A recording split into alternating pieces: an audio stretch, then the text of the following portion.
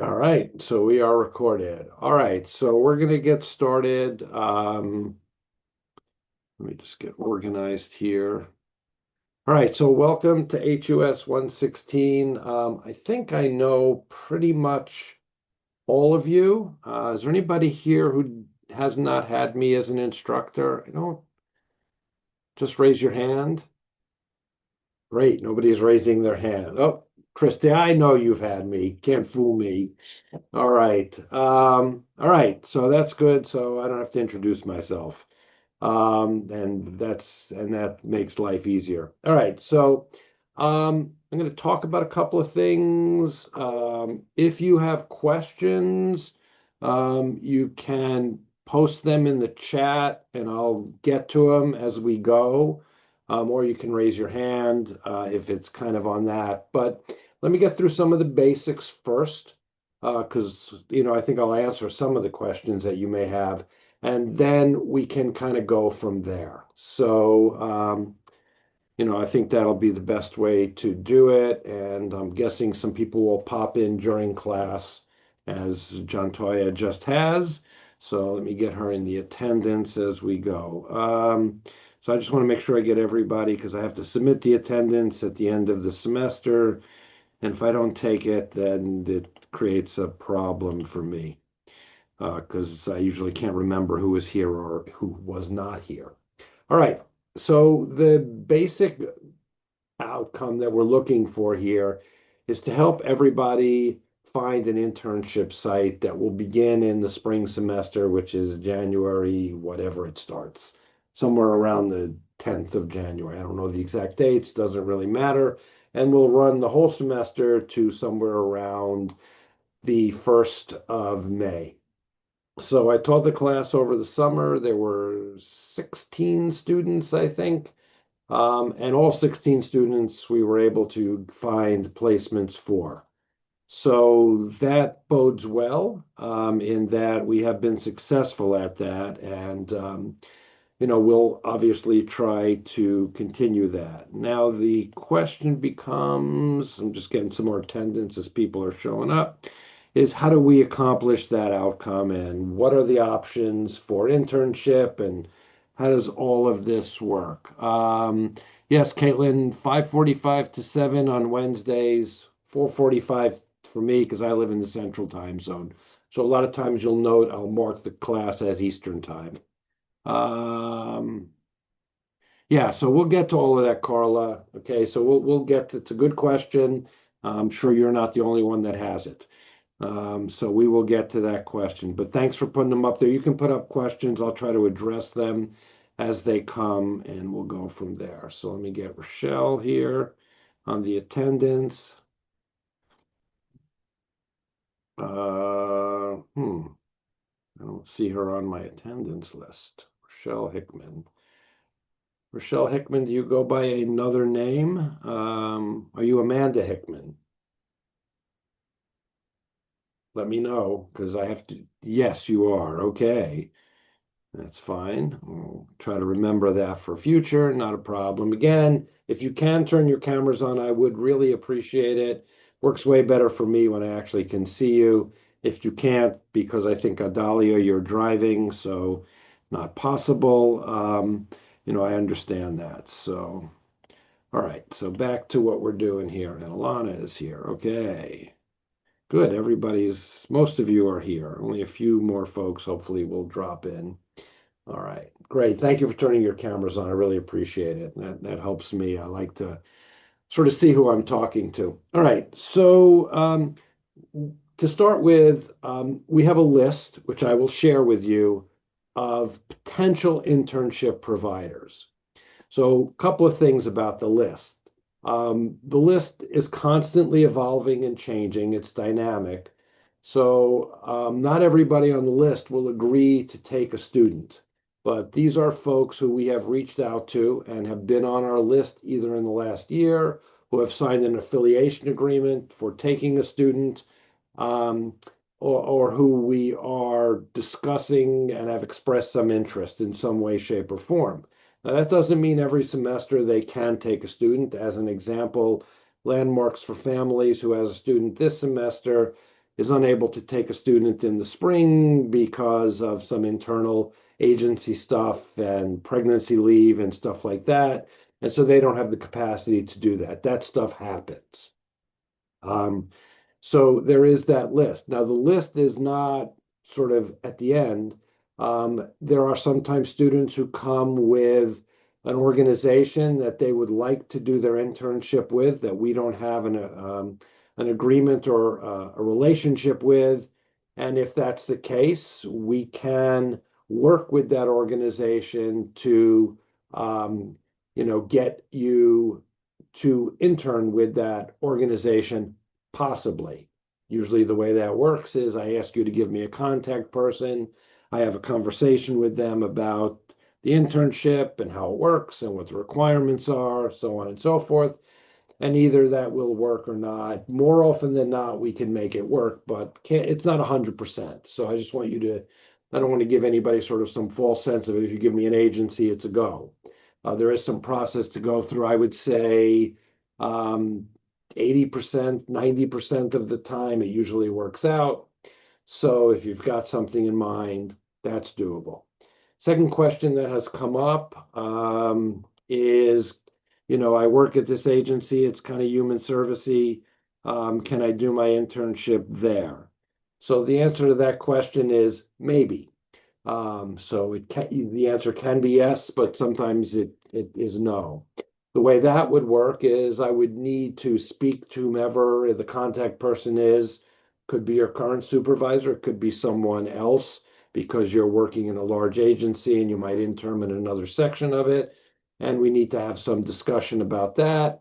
And the key thing that I look for there is that it's really not kind of part of your everyday work, but it has to have some internship components that are separated out. So, for an example, I've had students who work kind of at the reception desk in a mental health clinic, checking people in and doing things like that. And when they're an internship, they do their job because they get paid for that, but then they do extra hours in their internship, which is different than what they do. So that's one option. If you're already doing sort of direct services work, we can work that out. That's takes a little more work, but we'll try to work with you. The goal here is not to make your life more difficult and more complicated. It is to make this work for you and to get you the outcomes that you are looking for. So we've got some flexibility in all of those kinds of things. So that's kind of how those things work. The most important thing, I don't know if it's the most important thing, but an important thing is that we communicate with one another.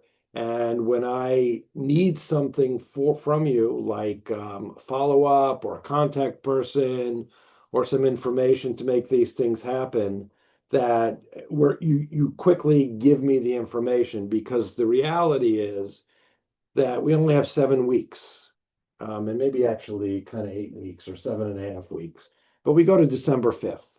And so the goal is to sort of get this done between now and then, which, trust me, and you already know this, it's going to fly by. It always does. There's a lot to do. So, and there's a lot of you, so we need to communicate. And if you can kind of quote unquote follow sort of the procedures that I put in place, it's super helpful in all of this. A lot of moving parts for you, a lot more moving parts for me, which is fine. It's what my job is. But it really takes us all to work together to make this work. So just kind of keep that in mind in terms of doing this. Now, that doesn't mean we have to rush in and you have to get an internship next week. That's kind of unrealistic. So it is a process. Let the process play itself out. And, we will all make this work. And again, my job, or one of my jobs here, is to make this work for you. So just to give you some sense of sort of how it worked over the summer to the fall, I think it worked out really pretty well for the students. I would say that, well, I can tell you for fact that we only had one student who, for some reasons, the internship ended up falling apart. And she may come back to us in the spring, hopefully, or not. That's really kind of her decision. And so, that's one out of, I think, 16 or 17 students that it didn't work for, which is actually a pretty good percentage. But the goal is to make it work for everybody. So, we'll do what we can to get that done. So it puts a lot on you because you got to do a lot of work outside of class related to this. But again, communicate with me. If you have questions, if you can't get a hold of people, if you're unsure what to do, if you're having trouble making a decision, if you need more information, if anything's unclear, anything like that, please respond. I think you all know me. Most of you, if not all of you, have had me in a class. I will work to be as responsive as is reasonable. So pretty much if you send me an email, I will respond either in that day or the next day. Obviously, if you send me an email at 5:30 on a Friday, good chance you won't hear from me again until Monday morning. So just kind of be aware of that. But I will respond. And any confusion or question you have is kind of fine and okay in terms of how that goes. So I know there was the question about what if you work full time? So that happens. We have students now who are working full time and in internships. So you can do the internship really 24/7, so to speak. Um, Obviously, you probably don't want to be doing an internship between 1 and 7 in the morning. But you could, if that was something that, you're working at a crisis line or something like that that had that would be perfectly okay. So some of the organizations are 24/7 organizations, residential services. We have hospice organizations, things of that nature. So they have hours around the clock. So you can do weekends or evenings. Some of you work weekends or evenings, so you can do day hours. Again, there's a mix of that. Sometimes we have organizations where you can do some of the work virtually. That is not quite as prevalent as it maybe was going back to when COVID was around, where it was more prevalent. But that's doable if you can work something out or part of the work that way. I'll get to your question, Caitlin. Um, and then that certainly is something that we can work out. We have one student right now who's doing an internship that is fully online. It was something she found. And we just don't have a lot of those. A lot of those don't really exist for the kind of work that we're looking for, but they can. And in some organizations, you can do some work online. So you can sort of balance those kind of two things out. So that also is possible. Lots of things are possible. But nothing is guaranteed, I guess, is the way to look at it. We got to work at this, so we'll work to get it out. Are there paid internships? Generally speaking, the answer to that question is no, although on occasion, the answer is yes. So every once in a while, an organization can offer a stipend, or we have a student actually this semester who was working in communities and schools and ended up getting something at the school they're working at with AmeriCorps. And it's a different kind of commitment, but we're able to transition, and she is getting paid for that. But that is not something that happens a lot, but it's possible. So, again, it's sort of within that realm of possibility, but infrequent. So, there is that. So, just in getting started, does anybody have any questions about anything I've talked about to the moment, shall we say? Any other questions out there? You can raise your hand, you can type something in, however you want to do this. All right. All right. Great. All So, right. Mr. Cashton, I'm sorry. Yes. So you did state that if you work possibly in, that human services realm, that it could be possible, but you would need to, I guess, talk more to determine if that would work. Correct. That is correct. Okay. The goal will be to try to make it work. we always try to make it work for the students. But yeah, so typically what I would do would be to contact whoever the supervisor would be. We'd have some discussion about what's required for the internship, about what, if it, in your case, if you're, I'm assuming you're asking for yourself, which is perfectly logical. Yeah. Kind of how your job and the internship can sort of work in tandem, and kind of work out some details. And if it's doable, we'll do that. There's a form that has to be completed. It's just a one pager, not a big deal, which we can take care of. So, if that's something that you want to pursue, and think it's possible, that it's something that we can look at. Okay. Yeah. So, Idalia asks if you can take more than one internship. No, it's a one internship at a time kind of deal. So you're placed at one agency, you're required to complete 150 hours. And Amanda's asking a question about that, so I'll get to that also. It's 150 hours for the semester. That usually breaks out to approximately 10 hours a week. I can actually show you some paperwork of how I track some things to give you a feel for actually how it's working for the students now. So that might kind of, you can sort of see it in real time and some of the things that you're required to do. We'll get to that as the class goes on and see how much time we have also. Um, so, that's kind of how it works. 50 hours. Yeah, so you don't do a 10 or 12-hour shift, if that's what you're asking, Amanda. So it's weekly. So you work with your internship supervisor or provider. It can vary. You can do it 3 days a week, kind of for 3 or 4 hours. You can spread it out. It can run in a lot of different ways. So that's really dependent upon what you work out.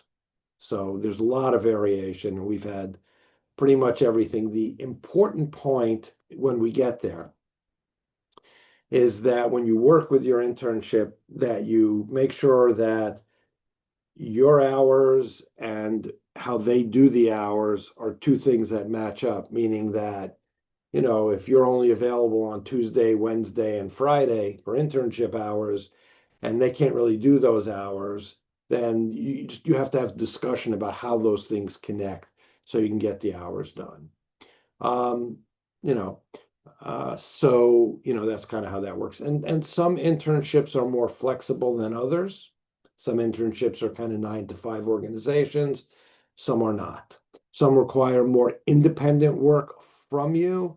Others are more structured. And again, a lot of this is going to be dependent on what works for you. People are different, and that's fine.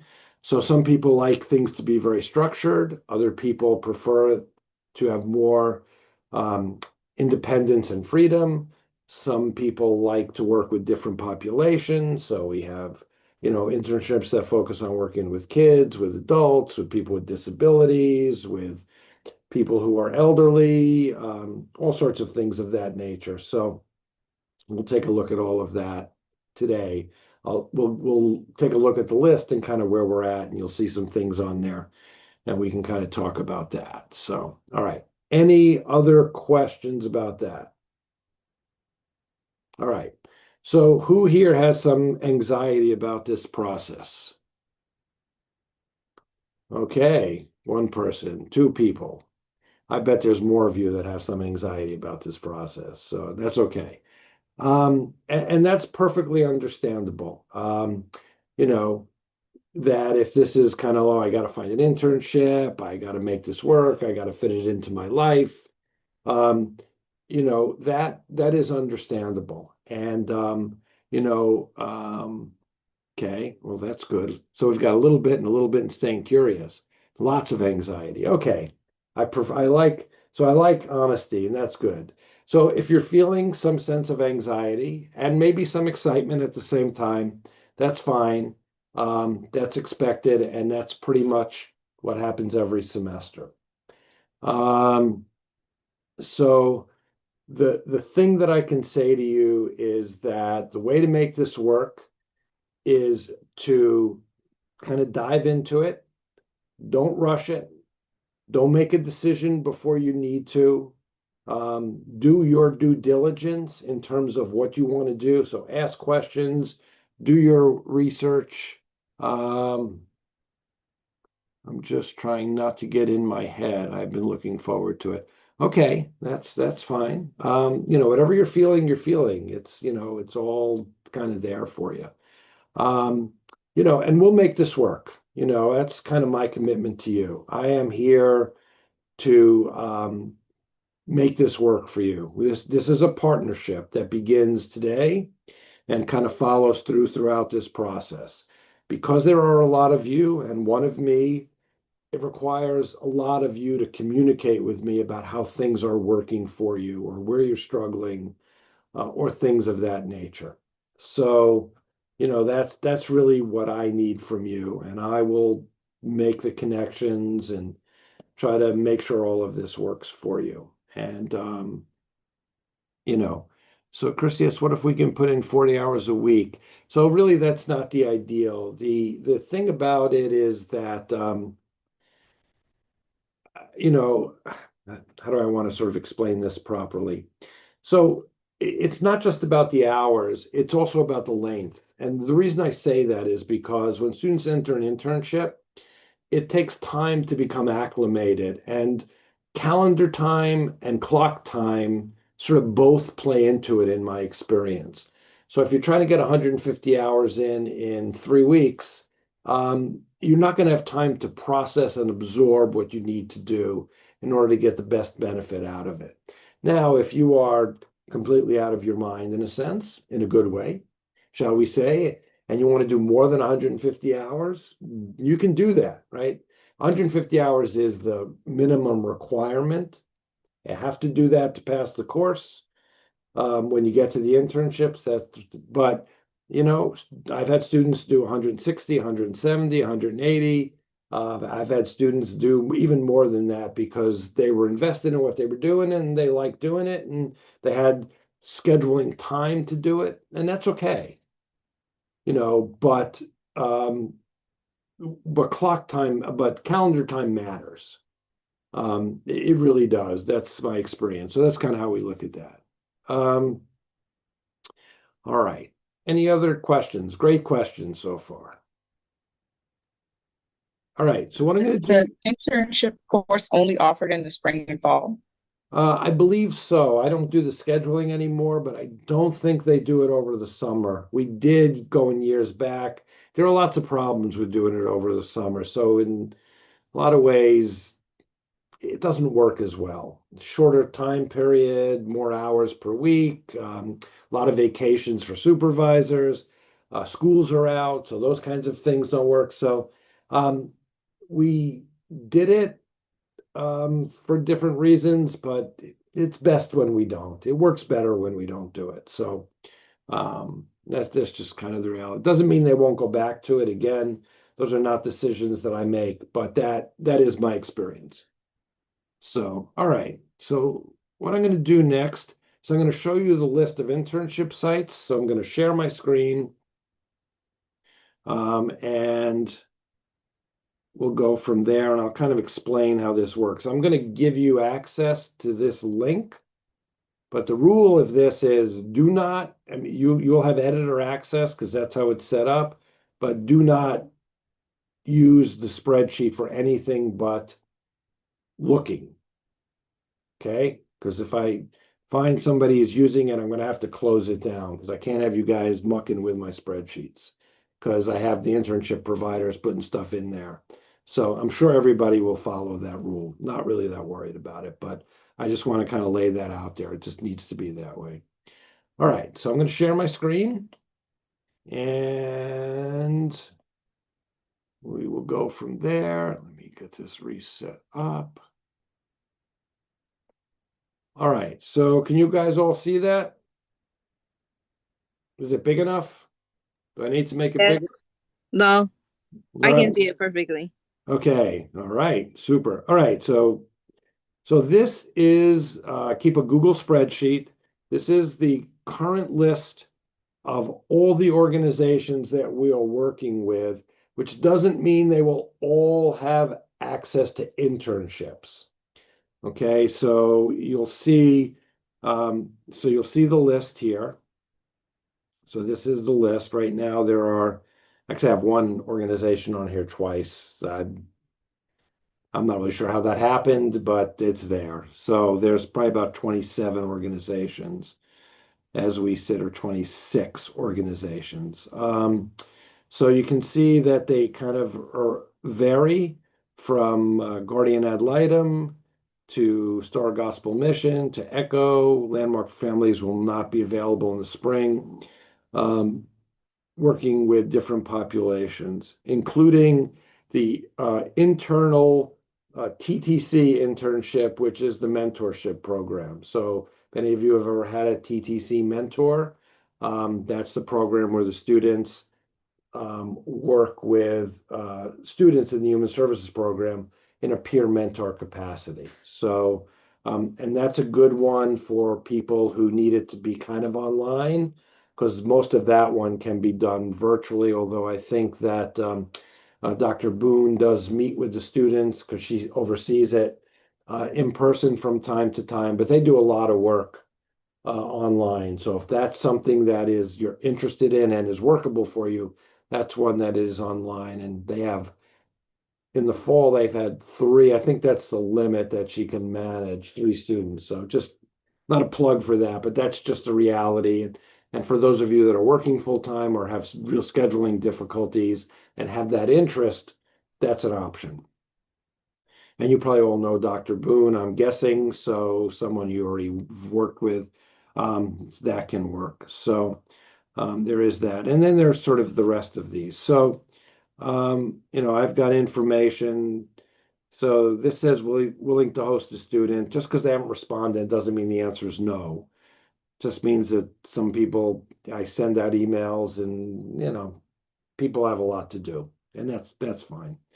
These are the dates where people have committed to present to date. I just sent this email out actually last week, so I'm anticipating this will increase.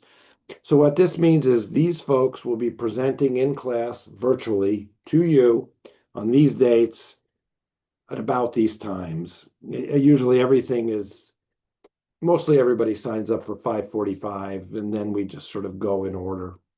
Um, we usually can get as many as four in. Some of these people who present are kind of like me and they like to talk a lot, so they take up a lot of time. Others are kind of like not me and they don't talk as much, so they take less time. So hopefully it all works out in the end. But this gives you an opportunity to hear from the organizations, to meet the supervisors, to do some follow up, kind of go from there. I am sure that this list will increase and more people will show up. I think we've got 6 commitments to date. This is there. So I'm going to give you the link to this. I'll post it in the class. Again, do not use this spreadsheet except for information.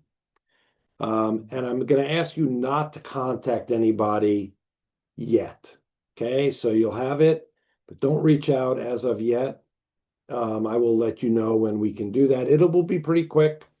In some cases, you might want to wait for the presentation. In other cases, you might want to, quote unquote, get in touch with people beforehand. That's going to be okay. But I'm still trying to connect with all these agencies and make sure everything is kind of copacetic and we've got everything in place. And it's still all the same people because people turn over and contacts turn over. It's a dynamic system. So just give me a little bit of time before you contact anybody. And that'll be super helpful.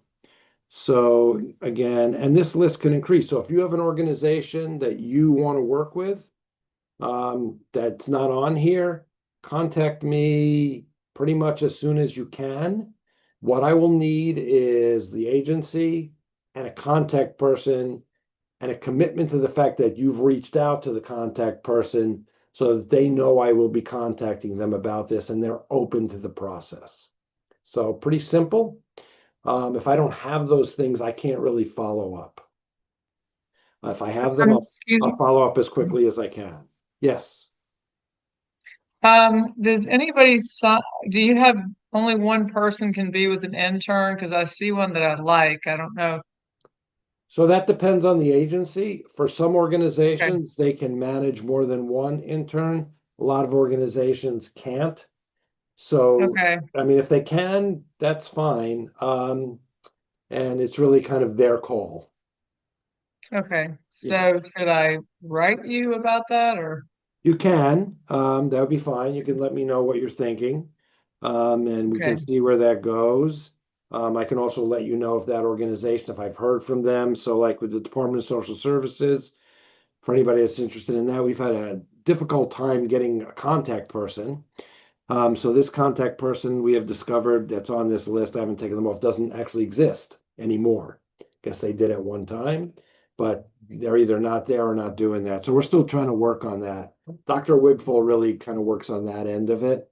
And so I know that she's been trying to get that done. So there is that. But if there's something in here that, something you're really interested in, you can let me know. In some cases, there are links to their website. In some cases, there are not. Um, but you can usually look them up online if you want to get some more information about them, or I may know something about them. So that's one thing. The other source of information, and I'm going to ask our students who are in the internship now. So we have students in a number of these organizations that are there now. So Guardian Ad Litem, Star Gospel Mission, Landmarks for Families, but they're not available. Accessibility, Palmetto CAP, the Disabilities Board, Communities in School, Literacy Association, Mentorship Program, AmeriCorps, but not with Angela, and maybe some others. I'd have to look at them. So what I'm going to try to do, what I can also do for you is if you have an interest in one of these agencies, I can link you up with the student who is there currently. That's another way to get information. That's not something the students over the summer had the option for, but something that you'll have the option to do. So if you're interested, for instance, in Star Gospel Mission, I can put you in touch with, I think Kashana is there, if I remember correctly. I get these things mixed up from time to time, to be honest. I have lists of them. And I can connect you with her, and you can also talk to her about what they do there as an example. So that's another source of information for you. So I'll try to get all of that organized. I have to talk to the 250 students. I talked to them a little bit about it earlier in the semester, but I'll talk to them again when I meet with them next Tuesday. And I'll probably have some of them come into class if they're willing to also talk with you, just to talk about their experience as an intern. And they've had some really interesting experiences as interns. So they, in some ways, are a better source of information about what the internship is like in a sense than I am, because they're doing it and they're a great group. You probably know some of them, I'm guessing. And I think they'll be really honest with you about their experiences and kind of, things that they've done. And I think that'll also be a really good source of information. So again, I'll kind of organize all of those things for you. So the goal is to get as much information as you can as you're making your decision.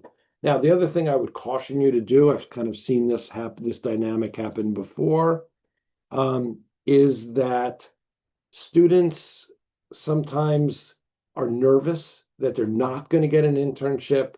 And so they sort of glom onto the first thing that sounds good. Now, that can work out. That can also not work out. So, be deliberative in this process, right? Don't just jump at the first thing.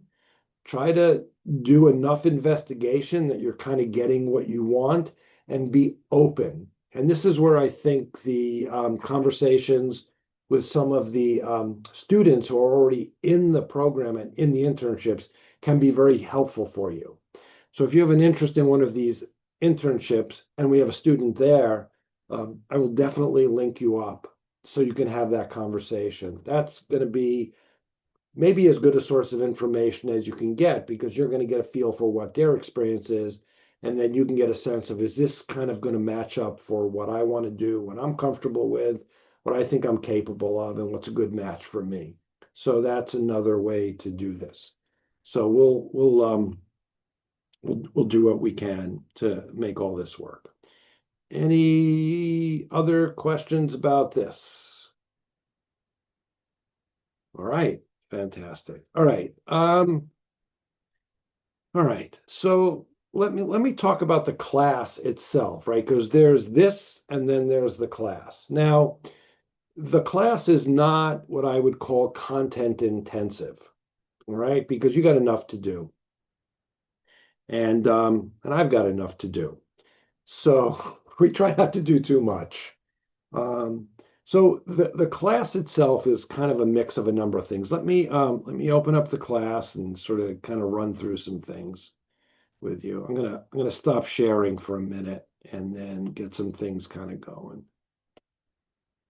All right. So just bear with me a couple of minutes. And all right, I want to all right, hold on a second here. I thought I had this up. I don't. Typical me. I probably had it up and closed it. So, but let me get to it. All right. Take a breath. All good. All right. Let me get to that. All right. All right.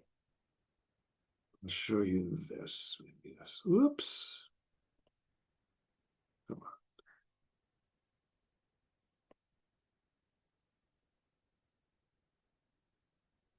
on. All right. So just to give you a feel for things, this is a spreadsheet that the students fill out based on the hours they do per week. This will give you a feel of how students this semester are managing the hours for the internship. So they have access to this. Students fill this out. So you'll fill this out. I'll create a spreadsheet for your class. So I'm gonna sort of block out the names just because you'll be able to see the agencies.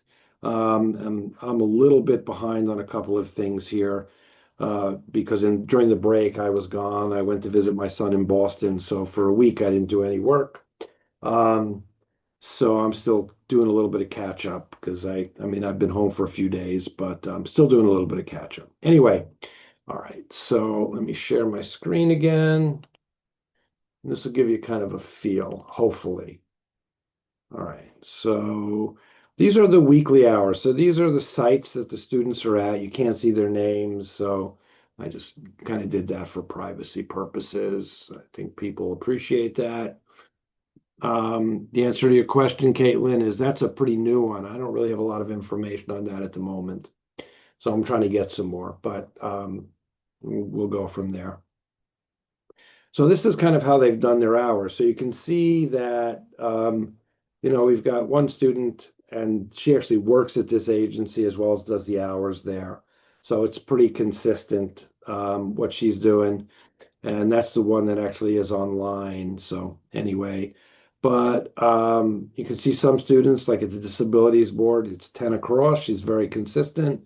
Other students, the hours kind of bop around and vary, but you can kind of get a feel for how all of that works. So what this represents is the percentage of hours you should have completed over the course of 15 weeks. And kind of on the other end, I think these are the percentage of hours that each student has completed for it. So you can kind of helps you keep track of kind of what you're doing. That helps me because if I see a student now who's only got 10% of their hours in, that's a giant red flag, and I can flag that right away. But as you can see, everybody is in pretty good shape. Even if a student has already completed their hours, it looks like. Is that accurate? Oh, yeah. That's because she's working at also with AmeriCorps. So that's kind of a special situation. And this is a student that it didn't work out for, so it just kind of ended there. So there's only that one student here. So that gives you kind of a feel for that, just so you can kind of see that. And there are some other tools that we have. So again, it's workable. These guys did it. You guys can do it. So I want you to feel comfortable with that. And I try to make all this as easy as possible. for you and for me, because I have to keep track of everything. And I don't actually know whether I'm teaching the internship in the spring or not. We'll see. So if I am, this is what you'll see. If I'm not, hopefully whoever teaches it will use a similar system. So, all right. So I'm going to stop my sharing. All right. All right. So the class. So what I try to do with the class is I teach it kind of like a seminar, if you will. So there's no textbook because I don't really feel the need for one. So you'll probably notice that if you signed on to the class, there was no textbook. There is a book to read that we read. So that book is called Morality, and it has a subtitle, which of course I can't remember. I've read it a number of times. And has everybody seen, purchased, anybody? Well, let me ask it this way. Who's got a copy of the book? Just raise your hand. Oh, a number of you. Okay. You can also listen to it. So if you have a Spotify premium account, you can actually listen to the book. So while you're driving back and forth between wherever, and in Charleston, sometimes driving back and forth can take a while. So that's another good way to do it. One of the things that I like to do, is to sort of listen and then go back and read it. And I find that to be kind of really useful because then you can make notes and whatnot. So that's another way to read the book. The book is not your typical human services book. So if any of you started to read it, you probably already noted that. It's really a work of moral philosophy because what we're talking about in the class are two major subjects. One is about ethics, because I think ethics is super important. And I think that sometimes when we teach ethics, we get overly focused on ethics in human services. And it's good to talk about ethics in human services. Oh, well, I'm glad you like it so far, Carla. Good. It's good that we talk about ethics in human services and we look at ethics code, but ethics and morality is a big type of it's a big topic.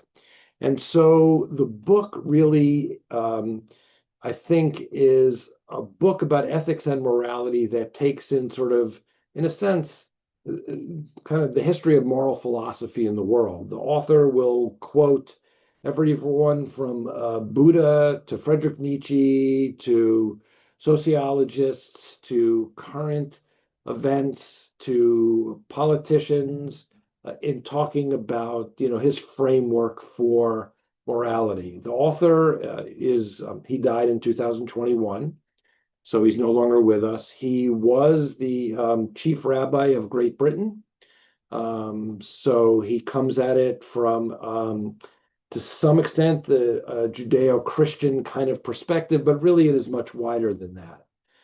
He comes about it from almost a sort of moral philosophy, Western Civ, Eastern philosophy kind of situation. So, okay, well, that'll be interesting, Amanda. My ethics will be more interesting than theirs, I think. So that's because I'm biased. But you'll see some overlap in the people that you probably read about. So the beauty of the book is it's going to be somewhat of an introduction to kind of moral philosophy across the board, but it's very practical. And his basic premise is that we have moved from a we-based sort of morality to an I-based morality. And he talks about kind of how we get there and kind of what that means. And, he talks about it in a very practical way that I think you'll be able to relate to. So if you take a philosophy course, you may read some things that seem a little esoteric, which I think is good. I sometimes read things that are esoteric, but I think for you, this is more pragmatic, if you will, and I think you'll like the book. So we'll talk about it. You'll respond to some discussion posts about it. You'll relate it to your work. I think it will give you a frame for thinking about some things. And, my contention is that we live in a time, in a period in history that is very turbulent, unfortunately, but I think it is. And if anybody follows the news, I'm sure you see that turbulence on a day-to-day basis. And so we are in one of those moments in history when there is a lot of things going on. But we as human service professionals, as helpers, as professional helpers, as people who have chosen to engage in works of compassion and kindness, I think live in a current world where there seems to be a lot of cruelty. I mean, there's been cruelty in the world before. It's nothing new, unfortunately. But in my opinion, and feel free to disagree with me, which is perfectly okay. I think we are in an era where cruelty has become something that is a philosophy that people believe is a way to act. A might make right, a might makes right kind of philosophy sort of exists. There's a sense of social Darwinism that exists, I think, in the world today. And so there's sort of this push between the two.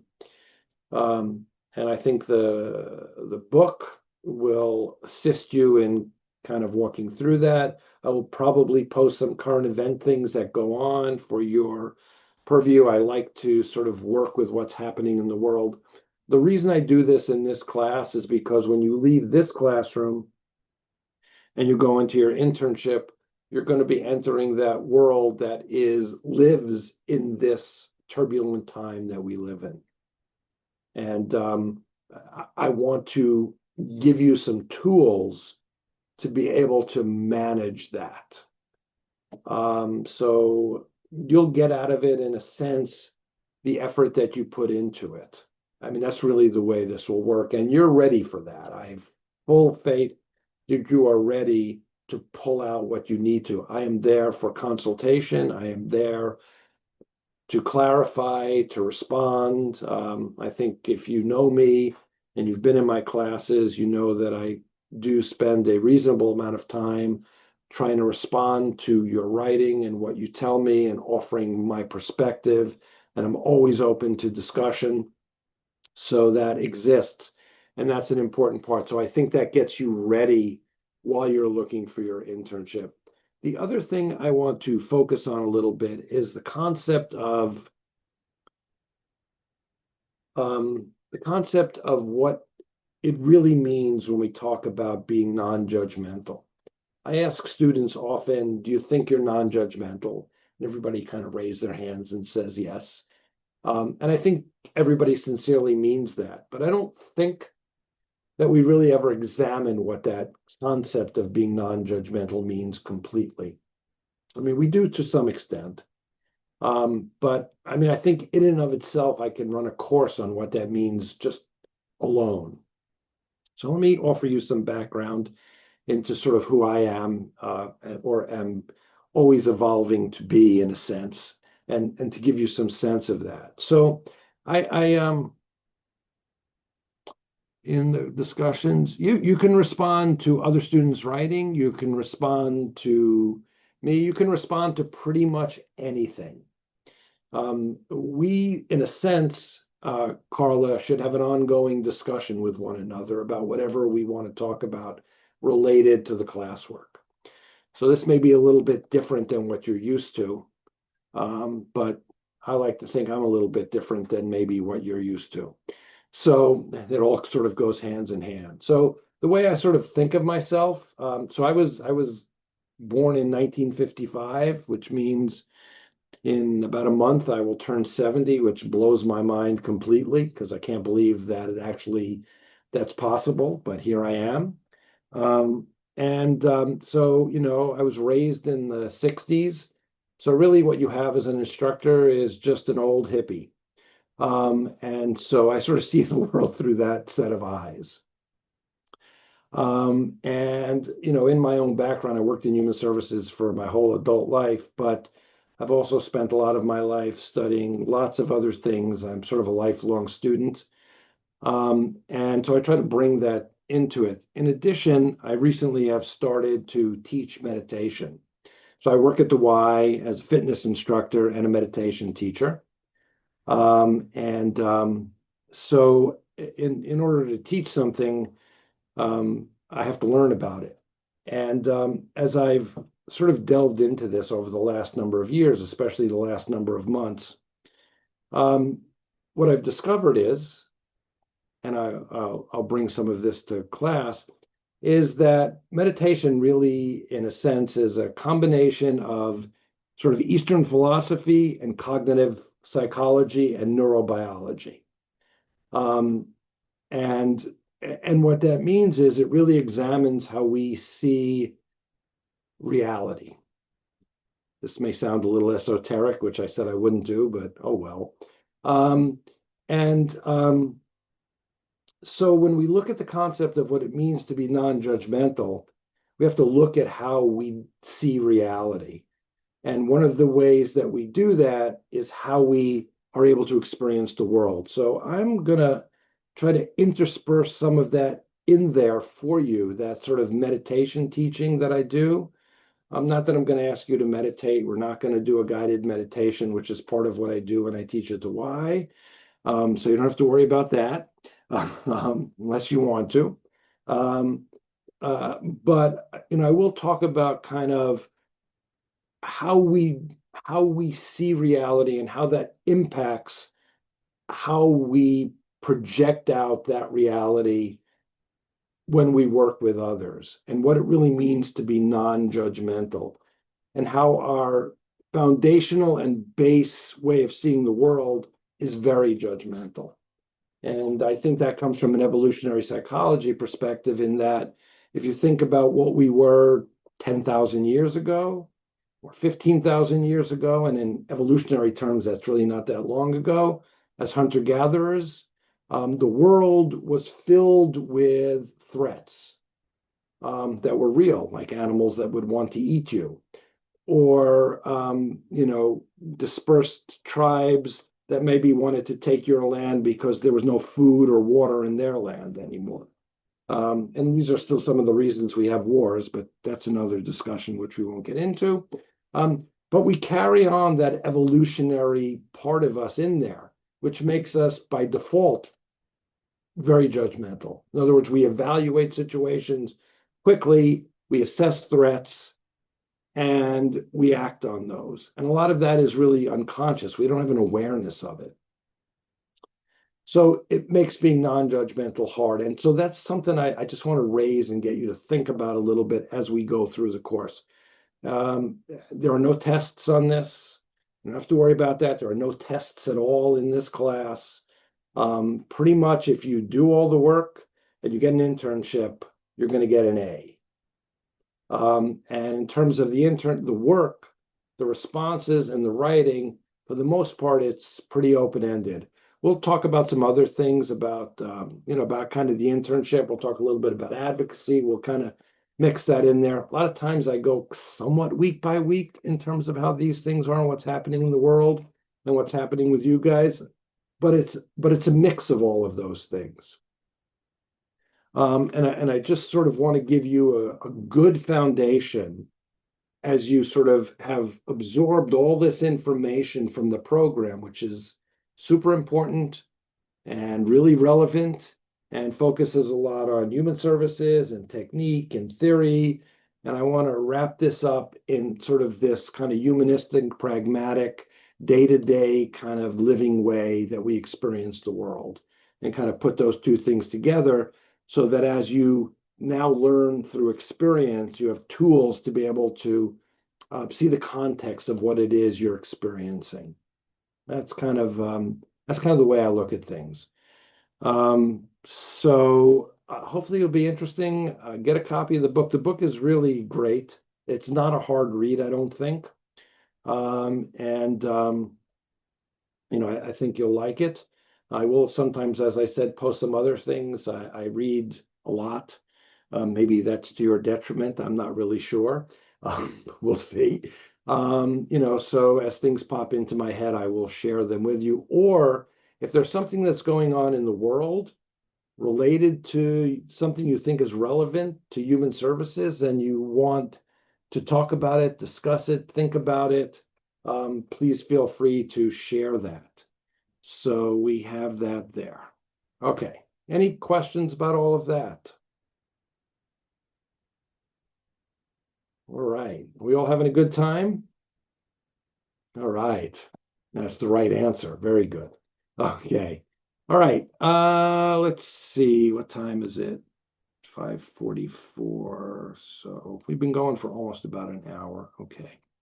All right. So let me get to the class itself. All right. So I'm going to share my screen again. We can sort of look at the class and kind of how I have it set up.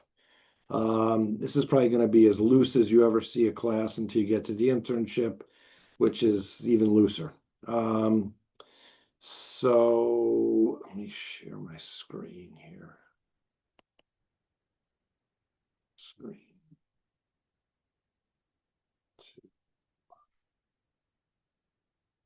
All right. All right. So here we are again, screen sharing. All right. Super duper. Okay. So a couple of things. You probably already know this about me because you've been in my class before. I will post the link for the class every week before class in the announcements.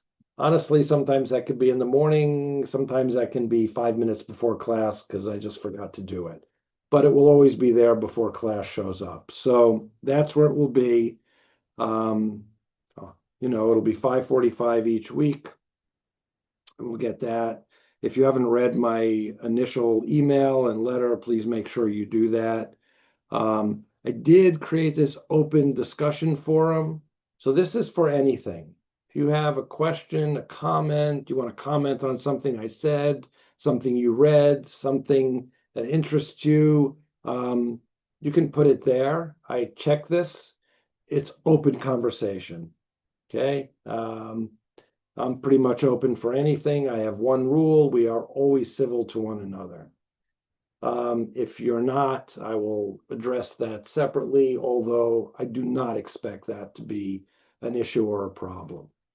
But just that's my one. My one rule is basically be kind. That's all I ask. We're all kind to one another. We treat each other with respect. We treat each other as a group that's working together to create an outcome. And so we can have whatever discussion we want to have in there. Everything you need to know is kind of in the content section. So I haven't opened up all of these modules yet, but a bunch of them are. So we pretty much start with module 1. And, we just sort of go through it from there. There's the internship manual. So just kind of read through it. Really, all I would say is if you have the book, start reading it. That'd be great. This is another, a second discussion board. There's already a first discussion board up there. So just kind of read through it and respond, and we'll kind of go from there. Everything you need should be in each module. I might update these as it kind of sort of comes. Talk a little bit about advocacy organizations. There's a little worksheet on advocacy, not too taxing. More discussion for 8 tips for successful internship. So there's some information on that kind of stuff here. More stuff on the book. There's worksheets. Kind of goes on like that. So the content section is not too heavy. You got enough to do finding an internship, and that's enough sort of work and anxiety, if you will, for some of you. And it can be it can be time consuming. Sometimes when you reach out to people, they don't respond, and all of those things are just part of how things work. So I just want to get that kind of in there for you. And that really is pretty much it for this class. So before I kind of go on, I'll talk about a couple of other things. I just want to give you a chance to respond. Any questions, concerns, anything? Yes, Caitlin. When do we have to know, like what's the deadline to inform you of what internship we want to take? Okay, so the deadline is essentially the last day of class. That doesn't mean you have to, a lot of students get it done before then. There's some forms to fill out. If you look through the internship manual, you probably saw the forms. I have the forms here in module 5. So I can open that up while we're here. These are all the forms for internship. And we'll talk about all of this stuff as we go forward. This is the field placement agreement. So when you have an agreement with whoever you're doing the internship with, you get this form filled out and submit it. And then, so to speak, you get a check mark. There'll be some spreadsheets I create for you guys that you'll be able to sort of see all of this. Because what I'll do is I'll create a spreadsheet with your name. I'll create, some information about kind of what you're interested in. I haven't created all those yet. We'll probably do those during the course of the week, and we can get this done as we get started. If you do not have an internship by that date, what I've done in the past, and this sometimes happens, it's a little trickier now because we run into the Christmas holiday. So, when we do it over the summer to the fall, it's tricky because it's short. When we do it here, it's because it's between kind of December, we run into Christmas, people are super busy, not around, creates a problem. But if you don't get it by the 5th of December, which I think is the last day of the semester, or whatever the last day is, I can give you an incomplete if you're kind of working on something. So if you've done nothing until December 4th, I'm not going to give you an incomplete. I don't think that's going to be an issue. But if you're working on stuff, you've reached out to people, they haven't committed to you, they haven't gotten back to you, blah, blah, blah, things happen. I can give you an incomplete and we can work on this between semesters. So as long as you get me that sheet, or not, it may not be me who's teaching the spring course. But anyway, regardless of all of that, if you get that done, as long as it's done really by the 1st of the year, we can make all that work. It creates some complications because when you try to register for 250, if you don't have a grade for this, it will block you. So who's ever registering you, I have to say, yeah, we're working on it. I don't see a problem, and they'll let you in. There's some stuff we got to do, but we can make all those things work. So my job is to make this to have as least anxiety for you as possible and as easy. I mean, there's work to it. So, but again, I'm here to make it work for you. So, yes, Mardesha. So is it better to have like a top 3 to turn into you, or like So, what's the best? okay, so the way I would recommend it, I don't whatever is the best can vary from person to person. So I mean I can't really answer it that way, but I'll answer it this way. What I would recommend is that, and again, don't do anything this week to reach out to anybody. Right. But is once we get to next week and we have some of these visits set up, you'll know who's coming in when. So that's helpful. Start to gather some information on these organizations that you might be. Okay, that's fine, Amber. If you have any questions, just let me know. So, try to gather information, go and seek out what you need to seek out, talk to people. There'll be ways for you to let me know kind of what you're doing, and then make your decision based on that. Okay. So I'm not really looking for a top 3. It really doesn't, it really doesn't kind of work that way, if you will. Well, I was just thinking in terms of, I know you said earlier that you don't always get what you're at, what you try to, you know what I'm saying? I So do. I was just thinking in my mind, well, should I apply to more than one? Yes. So the answer to that question would be yes. Yes. So okay. You can apply. I mean, you don't have to, obviously, but you can apply to a number of them. The rule of thumb is if you accept a yes at one agency, whoever else you apply to, it's your responsibility to reach out to them and say no. thank you, but Oh, yes, chosen another option. Courtesy. Yeah, yes, absolutely. Yeah. So that's that. But yeah, I would unless there's something perfect on here, I would do some investigation. I would do what would be referred to as do your due diligence. Okay. That's an important factor. All right, so Amanda asks, when we call a place that we might have in mind, okay, 1 second. What do we ask or say to them or speak to? All right, so if it's a place not on this list, which I think is what you're asking, Amanda, what you want to tell them is you're a student at Trident Technical College, you're seeking out an internship, you're interested in doing an internship at their agency. Would they host a student for an internship? If the answer is yes, you would basically say, okay, so my instructor at the college needs to reach out to somebody and talk about that. Who do they need to reach out to? How does this work? Each agency is going to be somewhat different. So there is no sort of do it this way. You got to sort of do the work and figure it out. Small agencies, a lot of times, whoever you're talking to is the person. Larger agencies, they might direct you to different people. It can work in different ways.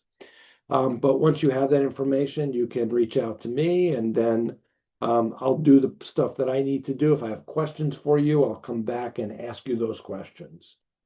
And then so I can clarify everything. And then we'll go from there, and I will let you know how the process is moving. So if they call me back or write me an email and we have a meeting set up, I'll let you know when that's happening. If I have a conversation with them, I'll let you know the outcome of that, so on and so forth. I will do my best to keep everybody individually and collectively, when it's appropriate, in the loop.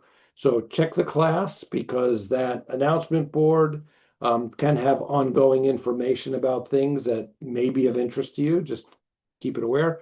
If there's something on there that doesn't pertain to you, you've read it, no harm, no foul. So we can kind of go from there. All right, any other questions? All right. Okay, Rochelle. Do you go by Rochelle?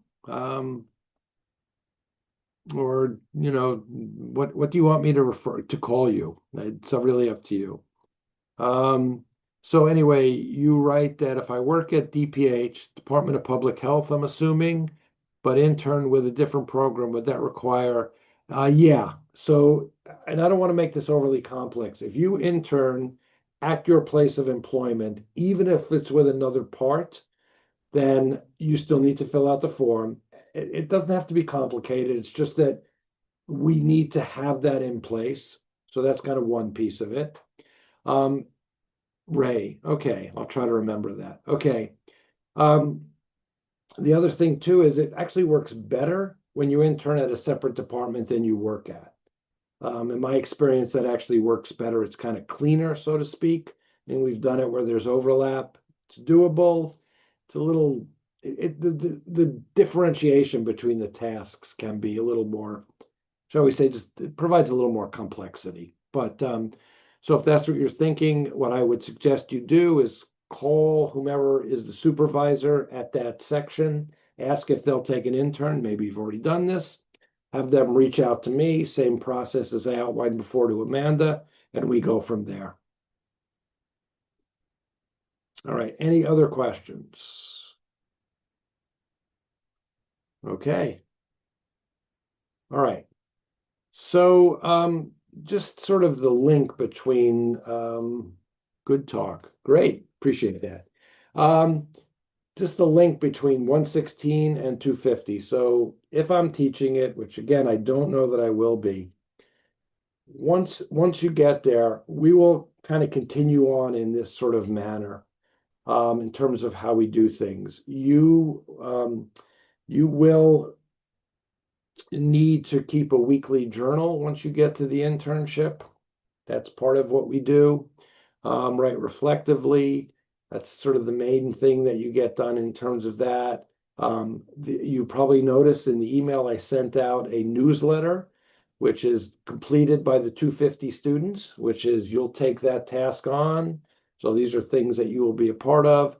And then it's project oriented. Well, you'll be divided into groups, and You'll be reading a separate book and be doing a book presentation as part of class. So there's a number of activities which really build on kind of what you do here. So I like for students to write reflectively. And we'll talk a little bit about what that means, although some of you have been in my classes, you probably know what it means. The reason for that is that when we learn in a classroom and people are giving you information, whether you're in HUS 101 or HUS 220 or 230 or whatever, it is really about the instructor giving you information and content on a subject, and sort of we go from that perspective. When you are learning from experience, you have to learn differently. So in a sense, you have to learn how to teach yourself. And we do that by writing reflectively. And reflective writing is the process of examining our experience sort of in a format. And so, you've probably written this way before, but so it is about processing your experiences at your internship or how that interconnects with your life and your world. And so there's a lot of that gets done. There's a weekly journal that you write, about 250 words. And that helps me understand what's going on in your world at the internship. So you will write at the end of this semester a memoir of your experience from day one in the program until the end of 116. We'll get to that assignment later. It's written reflectively. It's one of the most fun assignments I get to read. So, but there's a lot of you, so that means a lot of reading for me. And then you sort of carry that through. So we sort of work with that way. So, the thing about experience is there's this idea that we learn from experience, and that is both true and not true at the same time. And what I mean by that is that you can have experiences, but unless you actively try to learn from them, it doesn't happen just because you've had the experience. Learning is an active process that requires your input. And so what I'm trying to get you ready for also is to start to really work on that process. Some of you probably already do it, and this will come naturally to you, and that's great. Some of you may be a little hesitant, and so you'll have to work at that a little more, but you'll get there.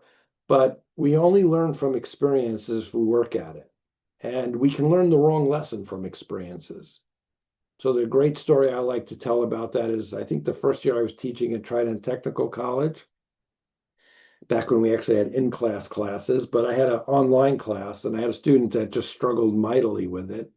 And at the end of the semester, she came in to me and she handed me everything in paper as opposed to in D2L. And D2L was different back then. It was 2011. And I asked her, so what did you learn from this experience? And her response was never to take an online course again. And what that told me is she learned the wrong lesson. So just because you have an experience doesn't mean you learn the right lesson. You have to really work at that. And so what I'm trying to also get you in the mindset of doing is that when you get to your internship, how to learn from those experiences, because there is going to be a teacher there saying to read this chapter, read that chapter, go over this. It's going to be applying what you've learned all throughout, and not just in class, but really in your previous experience in your life. You come as a group with lots of life experiences. You are non-traditional students. So you bring a lot to the table. And now we have to put all of those pieces together. So that's kind of the way we try to do this. So anyway, I think that's pretty much my spiel. I don't remember. What time did we say we were going to end? Around now? Well, around now. Okay, that works. I can smell my dinner upstairs. My office is in the basement of the house, and something smells really good up there. So I'm motivated to finish. So anyway, any other questions? All right. Well, thank you for coming. I will post the link to that spreadsheet look at it. Please don't do anything with it. I'm sure you won't, but just, we'll kind of go from there. If you have other questions that arise over the course of the next week, feel free to ask. I think we actually have at least one presentation for next week set, and we may have more. They'll come in.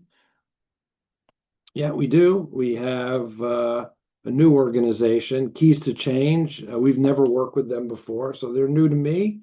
I don't actually know a lot about them, but that's fine.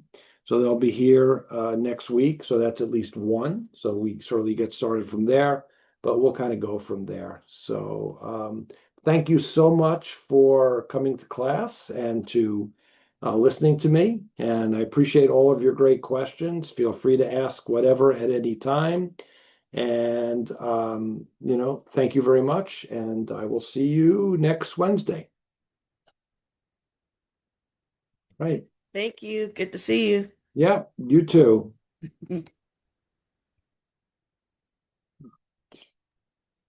Thank you. Oh, you're welcome.